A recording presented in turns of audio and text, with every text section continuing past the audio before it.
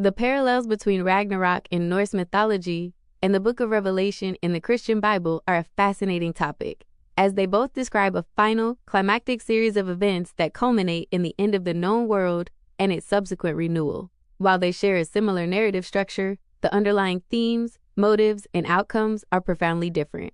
Similarities: eschatological nature. Both are end times narratives. They deal with a grand prophesied finale to the current age, a time of cosmic upheaval and finality. Signs and portents. Both are preceded by a series of dramatic, supernatural signs. In Ragnarok, this includes the death of Baldur, the Fimbulwinter, and the sun and moon being devoured. In Revelation, it's the opening of the 7 seals, the sounding of the 7 trumpets, and the pouring out of the 7 bowls of God's wrath, which bring about famine, plague, and astronomical disturbances. Great battle. Both stories feature a final, all-out confrontation. In Ragnarok, it's the gods and the warriors of Valhalla against the giants and monsters on the plain of Vigridr. In Revelation, it's the forces of Christ and his heavenly armies against the beast and the kings of the earth at the Battle of Armageddon. Cosmic destruction. The physical world is utterly destroyed in both narratives.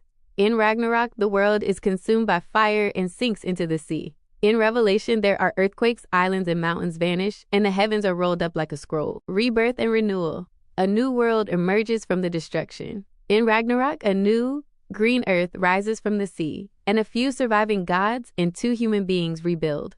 In Revelation, a new heaven and a new earth are created, and the new Jerusalem descends from heaven. Key differences: the nature of the battle. Ragnarok.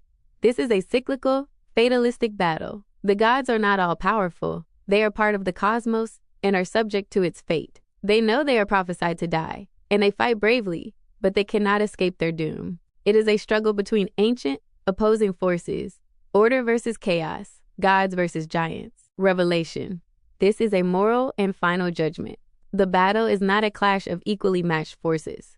It is the definitive and final triumph of God and Christ over the forces of evil, Satan, the beast, and their followers. The outcome is never in doubt. The role of the god/god. Ragnarok, the gods die. Odin is swallowed by Fenrir. Thor is poisoned by Jormungandr, and so on. The old pantheon is destroyed, and the new world is ruled by a new generation of gods. Revelation. God and Christ triumph. They are the victors, not the victims. They are not destroyed in the process. They are the source of the final judgment and the creators of the new world. The fate of humanity. Ragnarok. All of humanity is effectively wiped out, save for Lif and Lifthrasir, who hide in the world tree. Their survival is a small, quiet act of preservation. Revelation. The fate of humanity is based on a moral distinction. Those who have been faithful to Christ are saved and live in the New Jerusalem. Those who have sided with the beast are condemned to the lake of fire. It is a story of salvation for the righteous and damnation for the wicked. The core theme. Ragnarok. The primary theme is fate and the cycle of destruction and creation. It is a grim but ultimately hopeful vision of a world that is renewed even after its gods fall. Revelation. The primary theme is redemption and final justice. It offers a stark choice between good and evil and promises ultimate victory and eternal salvation to those who remain faithful in the face of persecution.